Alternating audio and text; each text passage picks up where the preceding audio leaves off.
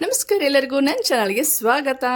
ನಾವೆಲ್ಲರೂ family ಸೇರಿಬಿಟ್ಟು ಹೊಂಟಿದ್ದು Kodaikanal. So ಕೊಡೈಕೆನಾಲ್ಗೆ ಹೋಗ್ಬೇಕಾದ್ರೆ ಇಲ್ಲಿ ತುಮಕೂರು ದಾಟಿಬಿಟ್ಟು ಒಂದು ನಡುವೆ ಒಂದು ಕಾಮತ್ ಹೋಟೆಲ್ ಇತ್ತು ರೀ. ಸೊ ತುಮಕೂರು ದಾಟ್ಬಿಟ್ಟು ತುಮಕೂರ್ಕಿನ ಮುಂಚೆನೇ ಒಂದು ಕಾಮತ್ ಹೋಟೆಲ್ ಇತ್ತು, ಅಲ್ಲಿ ನಾವು ನಾಷ್ಟ ಮಾಡಿದ್ವಿ. ಅಲ್ಲಿ ಈ ರೀತಿಯಾಗಿ ನಿಮ್ಮ ಚಿಪ್ಸ್ ಪ್ಯಾಕೆಟ್ಸು ಅವು ಎಲ್ಲ ಕೂಡ ಇಟ್ಟಿದ್ರು ರೀ ಸ್ನ್ಯಾಕ್ಸಿಗೆ ಅಂತ ಹೇಳಿ. ಅಲ್ಲಿ ಜ್ಯೂಸ್ ಸೆಂಟರ್ ಕೂಡ ಇತ್ತು ರೀ. ಅಲ್ಲದೆ ಫಾಸ್ಟ್ ಫುಡ್ ಬೇಕಂತಂದರೆ ಅದು ಸೆಕ್ಷನ್ನು ಬೇರೆ ಮಾಡಿದ್ರು. ನಿಮ್ಮ ಗಾಡಿಗಳು ತರ್ಬಸಕ್ಕಂತೂ ಫುಲ್ ಹೇಳಿ ಮಾಡಿಸಿದ ಜಾಗ ರೀ, ಫುಲ್ ಸ್ಪೆಸಿಯಸ್ ಆಗಿತ್ತು. ಸೊ ನೀವು ಇಲ್ಲಿ ಹೋಗಬೇಕಾದ್ರೆ ನೀವು ಇಲ್ಲಿ ಈ ಕಮ್ಮತ್ ಹೋಟೆಲ್ಗೆ ನೀವು ಭೇಟಿ ಕೊಡ್ಬೋದು ರೀ. ಮಾತ್ರ ಮಸ್ತ್ ಐಟಮ್ ಕೂಡ ಭಾರಿ ಇದ್ದು ರೀ. ನಾವು ಅಲ್ಲಿ ನಾಷ್ಟ ಮುಗಿಸ್ಕೊಂಡು ಮುಂದೆ ಹೋಗ್ಬೇಕಂದ್ರೆ ಒಂದು ಟ್ರಕ್ ಯೂ ಟರ್ನ್ ತೊಗೊಳಕತ್ತಿತ್ರಿಪ್ಪ.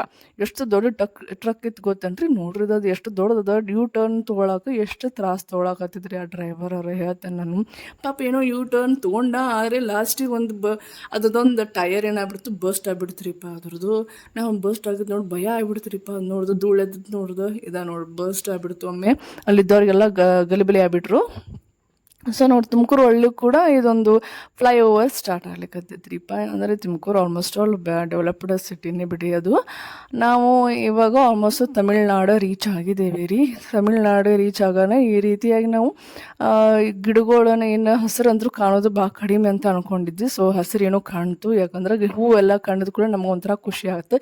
ಯಾಕಂದ್ರೆ ಸಮ್ಮರ್ ಸೀಸನ್ದಾಗ ಈ ರೀತಿಯಾಗಿ ಹಸಿರು ಮತ್ತು ಹೂವೆಲ್ಲ ನೋಡ್ರೆ ಭಾಳ ಖುಷಿ ಆಕೈತೆ ರೀ. ಟೋಲ್ಸ್, ಸೊ ನಿಮಗೆ ಇಲ್ಲಿ ಟೋಲ್ಸ್ ಫಾಸ್ಟಾಗಿದ್ದರೆ ಭಾಳ ಒಳ್ಳೆಯದು. ಫಾಸ್ಟಾಗಿ ರೇಟೇ ಬೇರೆ ಇರುತ್ತೆ.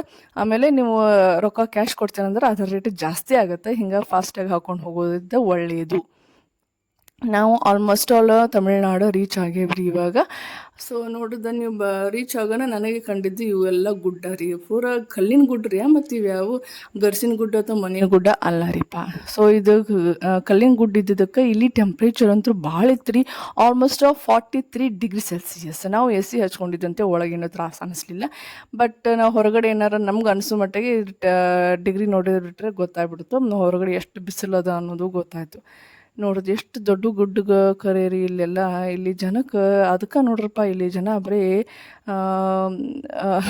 ಅದೇನೋ ಅಂತಾರಲ್ಲ ಕರಗೂ ಇರ್ತಾರೆ ರೀ. ಅದು ಅಲ್ದ ಲುಂಗಿ ಡ್ಯಾನ್ಸ್ ಅಂತ ಬರೀ ಫೇಮಸ್ ಆಗಿದ್ದು ಇದಕ್ಕೆ ಅಂತ ಕಾಣಿಸುತ್ತೆ. ಮತ್ತು ಇಲ್ಲಿ ತೆಂಗಿನ ಗಿಡನೂ ಭಾಳ ಇರ್ತಾವೆ ರೀ. ತೆಂಗಿನ ಗಿಡ ಭಾಳ ಹಚ್ಚಿರ್ತಾರೆ. ಯಾಕೆ ಆಲ್ಮೋಸ್ಟ್ ಇದು ಎಳ್ನೀರಿಗೆ ಫೇಮಸ್ಸು ತಮಿಳ್ನಾಡು. ಆಮೇಲೆ ಇಲ್ಲಿ ಏನಪ್ಪ ಅಂದ್ರೆ ಊಟಕ್ಕೆ ಬರೀ ಜಾಸ್ತಿ ಅನ್ನದಕ್ಕೆ ಜಾಸ್ತಿ ಪ್ರಿಫರೆನ್ಸ್ ಕೊಡ್ತಾರೆ.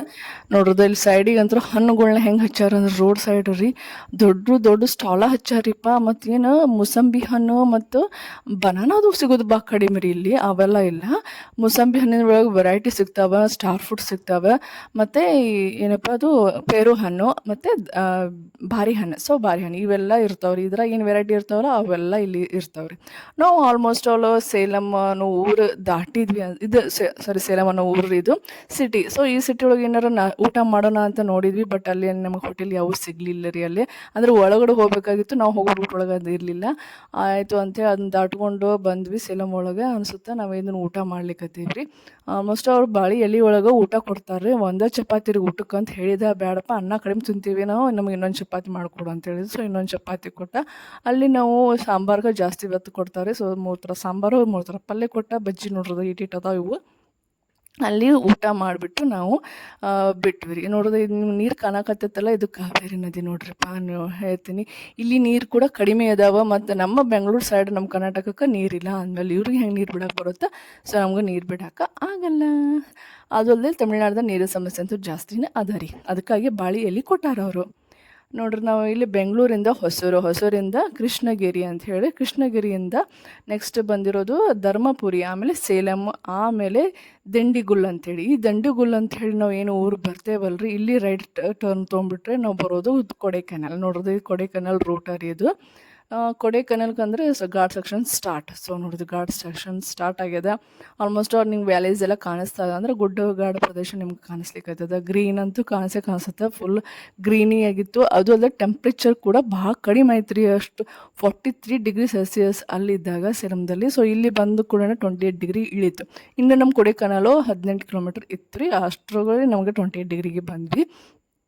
ಸೊ ನಮಗೆ ಕೂಲ್ ಅನಿಸ್ತು. ಎ ಸಿ ಕೂಡ ಆನ್ ಮಾಡಿದ್ದನ್ನು ಆಫ್ ಮಾಡಿದ್ವಿ ನೋಡ್ರಿಪ್ಪ. ನಾವು ಗ್ಲಾಸ್ ವಿಂಡೋಸ್ ಇಳಿಸ್ಕೊಂಡು ಹೊಂಟಿದ್ವಿ. ಸೊ ನೋಡೋದು ನೀವೆಲ್ಲ ಗ್ರೀನ್ ಹೆಂಗೆ ಕಾಣಕತ್ತದ ಅಂಥೇಳಿ ಭಾರಿ ಅನಿಸ್ತು ರೀ ಇದು. ಆ್ಯಕ್ಚುಲಿ ಇಲ್ಲಿ ಹೋಗೋಣ ನಮಗೆ ಬಂದಿರೋ ಪ್ರೇಕ್ಷಕರಿಗೆ ಅಂದರೆ ಏನು ವಿಸಿಟರ್ಸ್ ಇರ್ತಾರಲ್ರಿ ಅವ್ರಿಗಾಗಿ ಒಂದು ವಿಸಿಟಿಂಗ್ ಸ್ಪಾಟ್ ಅಂತಲೇ ಮಾಡಿದ್ರಿ. ಅದು ಸ್ಪಾಟು ಭಾರಿ ಇತ್ತು. ಮತ್ತು ಇಲ್ಲಿ ಕರ್ವಿಂಗ್ಸ್ ಅಂತೂ ಭಾಳ ಇದ್ದು ರೀ.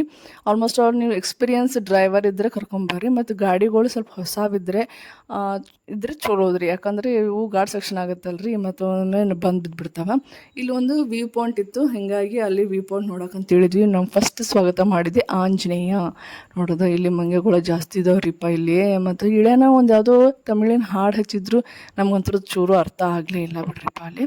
ಸೊ ಇದು ವ್ಯೂ ಪಾಯಿಂಟ್ ರೀ. ಇಲ್ಲಿ ಇಳ್ಕೊಂಡು ನೋಡೋಕಂತ ಹೊಂಟಿದ್ವಿ. ನೋಡೋದು ಮಂಗೆ ಅಂತೂ ಒಂದು ಗಾಡಿ ಒಳಗಿಂದ ಮುಂದೆ ಏನು ಕವರ್ ಅಂತ ತೆಗೆದು ಚೆಕ್ ಮಾಡೋಕತ್ತೈತಿ. ಇಲ್ಲಿ ಪೊಲೀಸರಿಗಿಂತ ಹೆಚ್ಚಿಗೆ ಅಂದ್ರೆ ಮಂಗ್ಯಾನ ಚೆಕ್ಕಿಂಗ್ ಮಾಡ್ತಾವೆ ನೋಡ್ರಪ್ಪ. ಅಲ್ಲೊಂದು ದೇವಸ್ಥಾನ ಕೂಡ ಇತ್ತು. ಸೊ ಇದು ಡಮ್ ಪರಾಯಿ ಅಂತೇಳಿ ವ್ಯೂ ಪಾಯಿಂಟ್ ಇತ್ತು. ಹೆಸರು ವಿಚಿತ್ರ ಐತಿಲ್ರಿಪ್ಪ. ಸೊ ನಮಗೂ ವಿಚಿತ್ರ ಅನ್ನಿಸ್ತು. ಅಂದರೆ ಅವರು ತಕ್ಕಂಗೆ ಅವ್ರ ಹೆಸರು ಇಟ್ಟಿರ್ತಾರೆ. ಸೊ ನಮಗೆ ಅದು ಬೇರೆ ಖರನ ಅನ್ಸುತ್ತಲ್ರಿ. ಪ್ಲಸ್ ಅವರಲ್ಲಿ ಬೋರ್ಡ್ ಹಾಕಿಬಿಟ್ಟಿದ್ರಿ, ಪ್ಲಾಸ್ಟಿಕ್ಸನ್ನ ಕಡಿಮೆ ಯೂಸ್ ಮಾಡಿರಿ ಅಂತ ಹೇಳಿ. ಪ್ಲಾಸ್ಟಿಕ್ ವೆರಿ ಡೇಂಜರಸ್ಸು, ನೀವು ಪ್ರಕೃತಿನ ಕಾಪಾಡ್ರಿ ಅಂತ ದೊಡ್ಡ ಬೋರ್ಡೇ ಬರೆದ ಹಾಕಿದ್ರು. ಆಯಿತು ಅಂಥೇಳಿ ನಾವು ಅಂದ್ರೆ ಹೋದವರು ನಾವು ವಿಸಿಟರ್ಸ್ ಏನಿರ್ತಾವಲ್ರಿ, ಟೂರಿಸ್ಟು, ಆಲ್ಮೋಸ್ಟ್ ಪ್ಲಾಸ್ಟಿಕ್ಸ್ ಅವಾಯ್ಡ್ ಮಾಡಿದ್ರೆ ಒಳ್ಳೇದ್ರಿಪ್ಪ. ಯಾಕೆ ಕೊಡೈಕನಾಲು ಮುಂಚಿನಂಗೆ ಇಲ್ಲ ರೀ.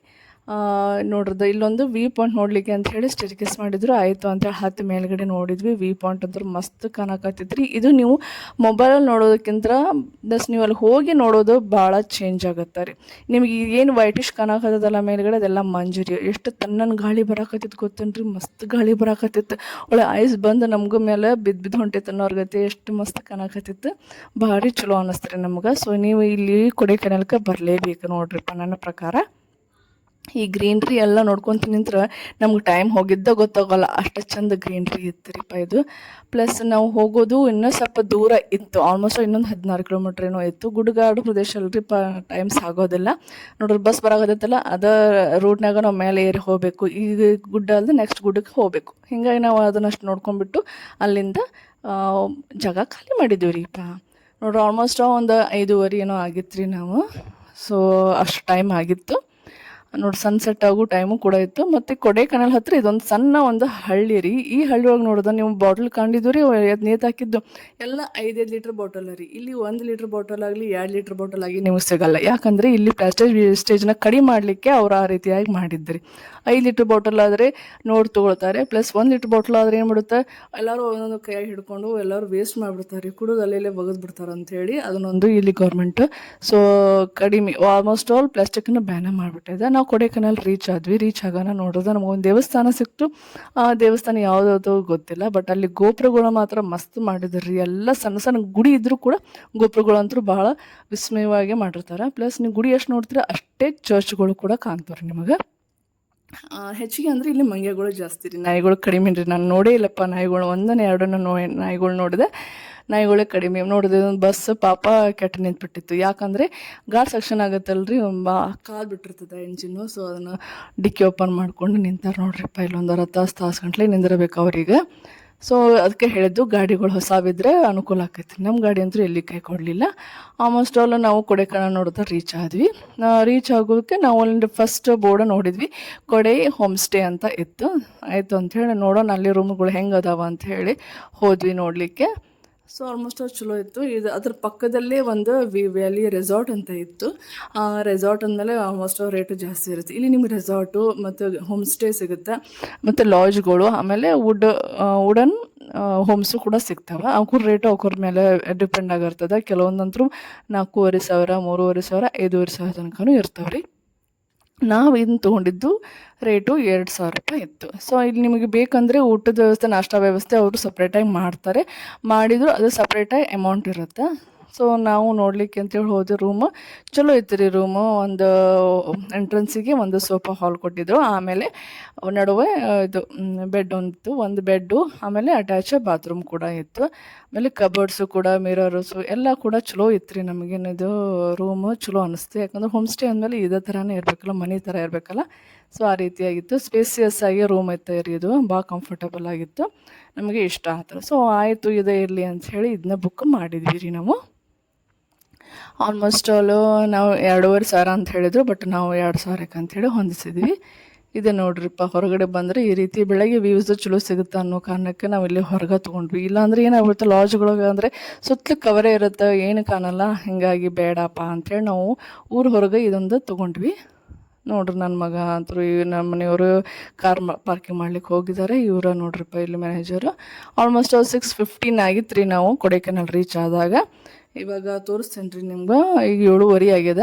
ಮತ್ತು ಇಲ್ಲಿ ಹೋಟೆಲ್ಗಳು ಆಲ್ಮೋಸ್ಟ್ ಆಲ್ ನೀವು ಊಟಕ್ಕೆ ಹೋಗ್ಬೇಕಂದ್ರೆ 8:30, 9ಕ್ಕಂದ್ರೆ ಕ್ಲೋಸ್ ಆಗುತ್ತೆ. ದಯವಿಟ್ಟು ನೀವು ಹೋದರೆ ಇಲ್ಲಿ ಜಲ್ದಿನೇ ಊಟಕ್ಕೆ ಹೋಗ್ಬರ್ರಿ.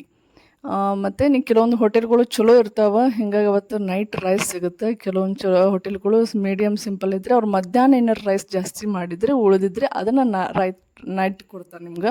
ಇಲ್ಲ ಅಂದರೆ ಒಮ್ಮೊಮ್ಮೆ ರಾತ್ರಿ ಹೊತ್ತು ರೈಸ್ ಐಟಮ್ ಇಲ್ಲ ಅಂತ ಹೇಳಿಬಿಡ್ತಾರೆ. ಹೀಗಾಗಿ ನೀವು ಹೋದ್ರಂದರೆ 7:30, 8 ಗಂಟೆ ಅನ್ನೋಷ್ಟೊತ್ತಿಗೆ ಹೋಟೆಲ್ಗೆ ಹೋಗಿ ಊಟ ಮಾಡ್ಕೊಂಡು ಬರಬೇಕು. ನಾವು ಊಟ ಮಾಡೋಣ ಅಂತ ಹೇಳಿ ಹೊಂಟಿದ್ವಿ.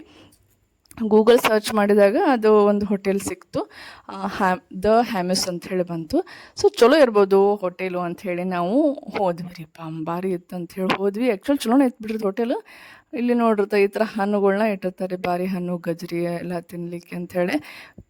ಸೊ ನೀವು ಹೋದ್ರೆ ಅವನ್ನೆಲ್ಲ ತೊಗೋಬೋದ್ರಿಪ್ಪ. ನೋಡ್ರಿ ನೋಡ್ರಿ ಹೋಟೆಲ್ ಭಾರಿ ಇತ್ತು ರೀ. ಹೋಟೆಲ್ ಸೀನ್ರಿ ಗೀನೆಲ್ಲ ಲೈಟಿಂಗ್ ಎಲ್ಲ ನೋಡ್ರಿ ಭಾರಿ ಪಾಶ್ ಅನ್ನಿಸ್ತು. ಚಲೋ ಐತಪ್ಪ ಹೋಟೆಲ್ ಅಂತೇಳಿ ನಾವು ಹೋದ್ವಿ ರೀ. ರೇಟ್ ಅಂತೂ ಹೇಳ್ತೀನಿ ರೀ, ಮಸ್ತ್ ಇತ್ತು ರೀಪ್ಪ ರೇಟು. ಯಾಕಂದ್ರೆ ನಾವು ಮೆನ್ಯೂ ಓಪನ್ ಮಾಡಿದ ಮೇಲೆ ಒಳಗೆ ಹೋಗಿ ಕೂತ್ಮೇಲೆ ಅಂತೂ ಏನು ಮಾಡೋಕ್ಕೆ ಬರಲ್ಲ ಅಲ್ರಿಪ್ಪ, ಹೋಗಿ ಊಟ ಮಾಡೇ ಬರಬೇಕು. ಅದು ಅಲ್ಲದೆ ಚೈನೀಸ್ ತಾಯಿ ಅಂತೇಳಿ ರೂಪ್ ಟಾಪ್ ಐತಿ ಅಂತ ಹೇಳಿದ್ರು, ಅಲ್ಲಿ ಬೇಕಾದ್ರೆ ನೀವು ಟ್ರೈ ಮಾಡ್ಬೋದು ಅಂದರು. ಬೇಡ ಅಂಥೇಳಿ ನಾವು ಏನಂದ್ರೆ ತೆಳಗಡೆ ನಾವು ನಾರ್ತ್ ಇಂಡಿಯನ್ ಡಿಶ್ಶಿಗೆ ಅಂಥೇಳಿ ಊಟ ಮಾಡಲಿಕ್ಕೆ ಹೋದ್ವಿ. ಬಟ್ ಆಲ್ಮೋಸ್ಟ್ ಆಲ್ ಅದು ಫುಲ್ ಆಗಿಬಿಟ್ಟಿತ್ತು. ಒಂದು 10 ನಿಮಿಷ ವೇಟ್ ಮಾಡಿರಿ, ನಿಮಗೆ ಸೀಟ್ ಸಿಗುತ್ತೆ ಅಂದರು. ಆಯಿತು, ಒಂದು 10 ನಿಮಿಷ ವೇಟ್ ಮಾಡಿ ನಾವು ಕೂತ್ವಿ. ಆಮೇಲೆ ನಮಗೊಂದು ಟೇಬಲ್ ಅರೇಂಜ್ ಮಾಡಿಕೊಟ್ರು. ಇಲ್ಲಿ ಮೆನು ಒಳಗೆ ನಾವು ರೇಟ್ ನೋಡಿದರೆ ಹೇಳ್ತೀನಿ ನಿಮಗೆ, ಅಕಸ್ಮಾತ್ ಒಂದು ಪಲ್ಯ ಯಾವುದೇ ಪನ್ನೀರ್ ಪಲ್ಯ ತೊಗೊಂಡ್ರು ನೀವು 400 ರೂಪಾಯಿ ಅದ್ರ ಒಂದು ಪಲ್ಯ. ಆಮೇಲೆ ನನಗೆ ಅನಿಸೋದು ಚಪಾತಿ ರೋಲ್ಸ್ ಇದಾವ್ರಿ ಅಂತ ಅಂದ್ರೆ, ಚಪಾತಿ ರೋಲ್ಸ್ 5 ಚಪಾತಿ ರೋಲ್ಸ್ ಅಂದ್ಕೊಂಡೆ ಚಪಾತಿ ಒಳಗೆ ಪಲ್ಯ ಹಾಕಿ ಕೊಡ್ತಾರೆ ಬಿಡೋ, ದೊಡ್ಡ ಇರ್ತಾವೆ. ನಾನು ಆರ್ಡ್ರ್ ಮಾಡಿರಿ, ಇವು ನೋಡ್ರಿಪ್ಪ ಪಾಪಿನ್ಸ್ ಗೊತ್ತೇ ಅದಾವೆ. ಇವು ಹೊಟ್ಟೆ ತುಂಬಲಿಲ್ಲ, ನೆತ್ ತುಂಬಲಿಲ್ಲ. ಏನು ಮಾಡೋದು, ಮತ್ತು ಚಪಾತಿ ಮತ್ತು ಪನ್ನೀರೆಲ್ಲ ತೊಗೊಂಡ್ಬಿಟ್ಟು ಊಟ ಮಾಡ್ಬೇಕಾಯ್ತು ನೋಡ್ರಿಪ್ಪ. ಸೊ ನಾ ಹೇಳೋ ಪ್ರಕಾರ ಈ ಹೋಟೆಲ್ಗೆ ನೀವು ಬಜೆಟ್ ಫ್ರೆಂಡ್ಲಿ ಇದ್ರೆ ಬರಲಿಕ್ಕೆ ಹೋಗಬೇಡ್ರಿ. ಯಾಕಂದರೆ ಇದು ನೀವು ರೊಕ್ಕ ಕೊಡೋದು ಕರೆ, ಹೊಟ್ಟೆ ಅಂತೂ ತುಂಬೋದಲ್ಲ, ಅಷ್ಟಂತೂ ಕರೆಪ ಇದು. ಸೊ ನಾ ಅಂತೂ ಇದು ನಿಮ್ಗೆ ಸಜೆಸ್ಟ್ ಮಾಡೋಲ್ಲ, ಆದರೂ ಬರ್ತೀನಿ ಅಂದರೆ ನಿಮ್ಮ ಇಷ್ಟ. ಸೊ ನಾವಿಲ್ಲಿ ಊಟ ಮಾಡಿಬಿಟ್ಟು ಹೊರಗಡೆ ಹೋದ್ವಿ. ಚಾಕ್ಲೇಟ್ಸದ್ದೆಲ್ಲ ಚಂದ ಇದ್ದು ರೀ ಅಂಗಡಿಗಳು. ನೋಡೋಣ ತಡಿ ಅಂತ ಒಂದು 2 ವಾಕ್ ಮಾಡ್ಕೊತ ನಡ್ಕೊತ ಹೋದ್ವಿ. ಚಾಕ್ಲೇಟ್ಸ್ ಅಂತೂ ಭಾರಿ ಚಂದ, ಅಂದರೆ ಶಾಪ್ಸ್ ಭಾರಿ ಇದ್ದು ರೀಪ್ಪ. ಮತ್ತು ಅದ್ರ ಎದುರಿಗೆ ಒಂದು ಚರ್ಚ್ ಕೂಡ ಇತ್ತು. ಏನೆಲ್ಲ ನಿಮಗೆ ಇಲ್ಲಿ ಚರ್ಚು ಮತ್ತು ದೇವಸ್ಥಾನ ಆಗಲಿ ಮತ್ತು ಮುಸ್ಲಿಮ್ಸ್ ಇವರು ಎಲ್ಲ ಈಕ್ವಲ್ ಅಂತಾರಲ್ಲ, ಆ ರೀತಿ 1:1 ರೇಷಿಯೋದಾಗ ಅದಾರ ರೀ ಇಲ್ಲೆಲ್ಲ ಜನವನ್ನು. ಕ್ರಿಶ್ಚಿಯಾನಿಟಿ ಕನ್ವರ್ಟ್ ಆದವರು ಜಾಸ್ತಿ ಇದ್ದಾರೆ. ಮತ್ತು ಶಾಪ್ಗಳು ಆಲ್ಮೋಸ್ಟ್ ಆಲ್ ಇವು ಮುಸ್ಲಿಮ್ಸ್ ಶಾಪ್ಸೇ ಜಾಸ್ತಿ ಇಟ್ಟಿದ್ದಾರೆ ರೀ ಇಲ್ಲಿ, ಹಿಂದೂಗಳೇ ಕಡಿಮೆ. ಮತ್ತು ಇಲ್ಲಿ ಚಾಕ್ಲೇಟ್ಸ್ ಶಾಪ್ಸೇ ಜಾಸ್ತಿ ರೀ ಹೋಟೆಲ್ಗಳಕ್ಕಿಂತ. ಮತ್ತು ಇವು ಚಾಕ್ಲೇಟ್ಸ್ ಅಂತೂ ಭಾರಿ ಇದ್ದು ಬಿಡ್ರಿ, ಫಿಲ್ಲಿಂಗ್ಸ್. ಮತ್ತು ಶುಗರ್ಲೆಸ್ ಚಾಕ್ಲೇಟ್ಸು ಇದ್ದು ರೀ. ಮತ್ತು ಶುಗರ್ಲೆಸ್ ಇದ್ದದ್ದು ಚಲೋ ಇದ್ದು ರೀ ಟೇಸ್ಟು, ಮತ್ತು ಶುಗರ್ ಇದ್ದದ್ದು ಕೂಡ ಟೇಸ್ಟ್ ಮಾತ್ರ ಭಾರಿ ಇದ್ದು. ಯಾಕೆ ಡೈರಿ ಮಿಲ್ಕ್ ಒಳಗೆ ಶುಗರ್ ಜಾಸ್ತಿ ಅನಿಸ್ತೈತಿ, ಬಟ್ ಇದು ಆ ಥರ ಇರಲಿಲ್ಲ ರೀ. ಇವು ಚಲೋ ಅನಿಸೋದು. ಅಲ್ಲದೆ ಇವರು ಸ್ಪೈಸಿ ಐಟಮ್ಸ್ನೂ ಇಡ್ತಾರೆ. ಹಿಂಗೆ ಸ್ಪೈಸಿ ಐಟಮ್ಸು ಅದಾವೆ ನೋಡ್ರಿ ಅಂತಂದ್ರೆ, ಬ್ಯಾಡ್ರಿ ನಮ್ದು ಕಿರಾಣಿ ಅಂಗಡಿ ಐತಿ, ಇಲ್ಲೇನು ಬೇಕಾಗಿಲ್ಲ ಬಿಡ್ರಿ ನಮ್ಗೆ ಅಂತ ಹೇಳಿ ಒಂದು ಸ್ಯಾಂಡಲ್ವುಡ್ ಪೌಡ್ರ್ ಐತ್ರಿಪ್ಪ. ಸೊ ಅದೊಂದು ತೊಗೊಂಡ್ರೆ ಆಯ್ತಂತೆ ಒಂದು ಸ್ಯಾಂಡಲ್ವುಡ್ ಪೌಡ್ರ್ ತೊಗೊಂಡಿರಿ ನಾನು. ಮತ್ತು ನನ್ನ ಈ ವಿಡಿಯೋ ನೀವು ಇನ್ನೂ ಯಾರು ಸಬ್ಸ್ಕ್ರೈಬ್ ಮಾಡಿಲ್ಲ, ದಯವಿಟ್ಟು ಸಬ್ಸ್ಕ್ರೈಬ್ ಮಾಡಿರಿ, ಬೆಲ್ ಐಕಾನ್ ಕ್ಲಿಕ್ ಮಾಡಿರಿ. ಯಾಕಂದ್ರೆ ನೆಕ್ಸ್ಟ್ ಬರೋ ವೀಡಿಯೋಗಳನ್ನ ನೀವು ನೋಡಬೇಕು. ಯಾಕೆ ಕೊಡೈಕೆನಾಲಲ್ಲಿ ನಾವು ಯಾವ್ಯಾವ ಪ್ಲೇಸನ್ನು ನೋಡಿದೆ ಅನ್ನೋದು ತಿಳ್ಕೊಬೇಕಲ್ಲ, ಅದಕ್ಕೆ. Thank you for watching my video.